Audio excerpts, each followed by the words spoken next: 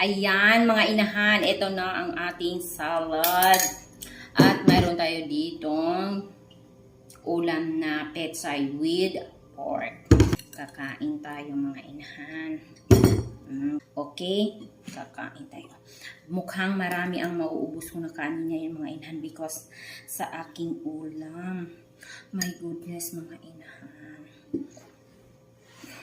Thank you, Lord, sa pagkain.